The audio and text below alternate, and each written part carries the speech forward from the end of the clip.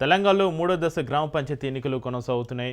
మూడో విడతలో 4159 గ్రామ పంచాయతీలకు ఎన్నికలు జరగాల్సి ఉండగా 394 సర్పంచ్ స్థానాలు, 7908 వార్డు స్థానాలు ఏకగ్రీవమయ్యాయి. దీంతో 3752 గ్రామ పంచాయతీలకు 28410 వార్డులకు పోలింగ్ జరుగుతోంది. ఈ దశలో 3752 సర్పంచ్ స్థానాలకు 12652 మంది అభ్యర్థులు, 28410 వార్డులకు 75725 మంది అభ్యర్థులు బరిలో ఉన్నారు. ఈ విడతలో సుమారు 53 లక్షల మంది ఓటర్లు ఉన్నారు. వారిలో పురుషులు 26 లక్షలు, మహిళలు 27 లక్షలు, ఇతరులు కొద్దిమంది ఉన్నారు. పోలింగ్ మధ్యాహ్నం 1 గంట వరకు జరుగుతుంది. తర్వాత మధ్యాహ్నం 2 గంటల నుంచి ఓట్ల లెక్కింపు ప్రారంభమవుతుంది. పోలింగ్ కేంద్రాల వద్ద ఎలాంటి అవాంఛనీయ ఘటనలు జరగకుండా పోలీసులు కట్టుదిట్టమైన భద్రతను ఏర్పాటు చేశారు.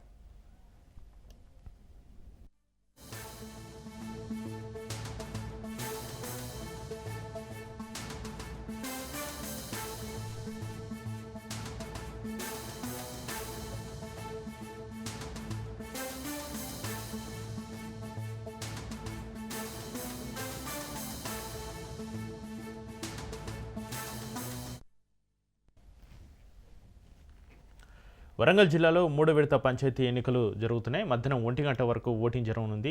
2 గంటల నుంచి కౌంటింగ్ ఫలితాలు ఉండనున్నాయి. వరంగల్ జిల్లాలో 564 సర్పంచ్, 4896 వార్డులకి ఎన్నికలు జరుగుతున్నాయి. ఇక ఉమ్మడి వరంగల్ జిల్లాలో మూడో విడత పోలింగ్ ఏ విధంగా జరుగుతుందో మరింత సమాచారాన్ని మా ప్రతినిధి చంద్రశేఖర్ లైవ్లో అందిస్తారు. చంద్రశేఖర్, మూడో విడత పంచాయతీ ఎన్నికలు ఏ విధంగా కొనసాగుతున్నాయి? చక్రి మొత్తం ఉమ్మడి వరంగల్ జిల్లా వ్యాప్తంగా 6 జిల్లాల్లో అయితే మూడో విడత పంచాయతీ ఎన్నికలకైతే ఈ రోజు ఉదయం నుంచి 7 గంటల నుంచే మొదలయ్యాయి. ముఖ్యంగా ఉమ్మడి వరంగల్ జిల్లా వ్యాప్తంగా చూసుకుంటే 534 గ్రామ పంచాయతీలకి మూడో విడతలో ఎన్నికలు నిర్వహిస్తున్నారు. మొత్తం 534 సర్పంచ్ స్థానాలకు కానీ ఇప్పటికే 34 గ్రామ పంచాయతీల్లో సర్పంచ్ స్థానాలు ఏకగ్రీవమైన నేపథ్యంలో 530 గ్రామ పంచాయతీలకు 530 సర్పంచ్ స్థానాలకు అలాగే 2896 వార్డు మెంబర్ స్థానాల కోసం అయితే ఈ రోజు ఎన్నిక జరుగుతుంది. ఉదయం 7 గంటల నుంచే మొత్తం పోలింగ్ కేంద్రాలకైతే మొత్తం ఓటు హక్కు వినియోగించే విధంగా ఏర్పాట్లు చేశారు. మొత్తం ఉదయం 7 గంటల నుంచే ఇటు ప్రజలు తమ ఓటు హక్కును వినియోగించుకోవడానికి ఇటు ఓటింగ్ కేంద్రాల్లో కూడా తరలి వస్తున్న పరిస్థితి అయితే నెలకొని ఉంది. ఇటు ఉదయం 7 గంటల నుంచి మధ్యాహ్నం 1 గంట వరకు ఓటింగ్ ప్రక్రియ జరిగే అవకాశం ఉన్న నేపథ్యంలో ఉదయం నుంచే ప్రజలైతే కొద్దిగా ఓటింగ్ కేంద్రాలకి తరలి వస్తున్నారు. ఎక్కడ కూడా ఎలాంటి అవాంఛనీయ సంఘటనలు జరగకుండా ముందుగానే మొత్తం ఉమ్మడి జిల్లా వ్యాప్తంగా కూడా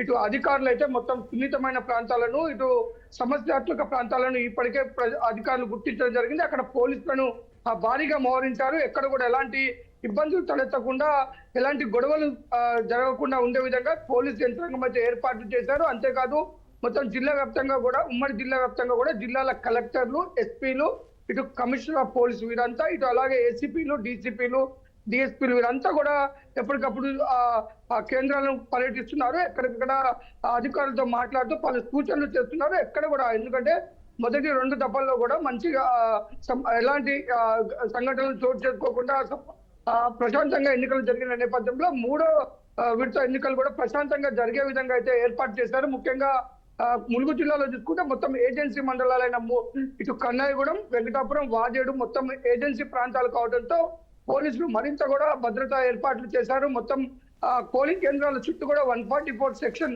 విధించడమే కాదు, మధ్యాహ్నం 1 గంట వరకు ప్రతి ఒక్కరికి ఓటు హక్కు వినియోగించే విధంగా అయితే అవకాశం కల్పించారు. 1 గంట తర్వాత కూడా క్యూ లైన్ లో ఉన్న వారిని ఓటు హక్కు వినియోగించుకునే విధంగా అయితే ఏర్పాట్లు చేస్తారు.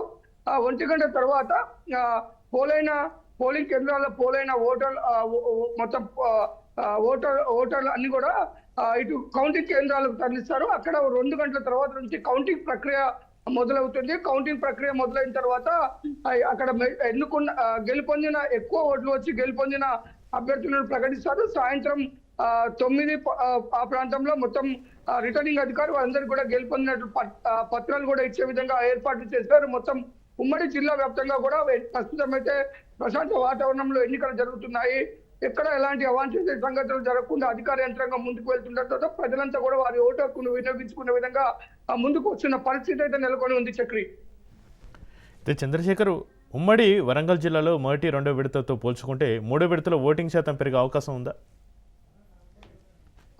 చక్రి, మనం చూసుకుంటే మొదటిసారి కంటే కూడా 2వ విడతలో భారీగా అయితే ఓటింగ్ శాతం పెరిగింది. ఈ నేపథ్యంలో ఆ మూడో విడతలో కూడా ఇది మరింత ఓటింగ్ శాతం పెరిగే అవకాశం ఉందని అయితే మొత్తం ఒక అంచనాకు వస్తున్నారు. ఎందుకంటే ప్రజలు కొంత అందరూ వచ్చి ఓటు హక్కు వినియోగించుకోవాలని చెప్పేసి మొదటి ఫలితాల తర్వాత రెండో ఫలితాలు చూసిన తర్వాత ఇప్పుడు ఇంకా మరింత కొంతమంది వారి ఓటు హక్కును ఉపయోగించుకొని వారికి నచ్చిన అభ్యర్థులు ఎన్నుకోవాలనే క్రమంలో అయితే ఓటర్లు అయితే ముందుకు వెళ్తున్నారు. కొంత ఈ రెండో విడతతో మొదటి విడత చూసుకుంటే రెండో విడతలో భారీగా అయితే పోలింగ్ శాతం పెరిగింది. మూడో విడతలో మరింత పెరిగే అవకాశం ఉందని అయితే అధికారులు అంచనా వేస్తున్నారు. ఆ పోలింగ్ శాతం పెరగడానికి కూడా ఓటర్లు తమ ఓటు హక్కును ఎలాంటి అవాంఛనీయ సంఘటనలు జరగకుండా ప్రశాంతంగా వారి ఓటు హక్కు వారు వినియోగించుకునే విధంగా అయితే అధికార యంత్రాంగం అన్ని ఏర్పాటు చేసింది. ముఖ్యంగా వృద్ధులతో పాటు వికలాంగులు కూడా ఎలాంటి ఇబ్బందులు కలగకుండా వారు ఓటు వినియోగించుకునే విధంగా అక్కడ వీల్ చైర్లతో పాటు ఇటు సిబ్బంది కూడా వారికి సహకరిస్తున్నారు. త్వరగా వారు ఓటు హక్కు వినియోగించుకొని వెళ్లే విధంగా ఏర్పాట్లు చేశారు. మహిళలు కూడా క్యూ లైన్ లో ఉన్న మహిళలు కూడా ఎలాంటి ఇబ్బందులు జరగకుండా ఆ ఓటు హక్కు వినియోగించుకొని ఓటింగ్ శాతం పెరిగే విధంగా అయితే ఉమ్మడి వరంగల్ జిల్లా వ్యాప్తంగా కూడా అధికార యంత్రాంగం చర్యలు తీసుకుంది. Chakri right, thank you Chandrasekhar.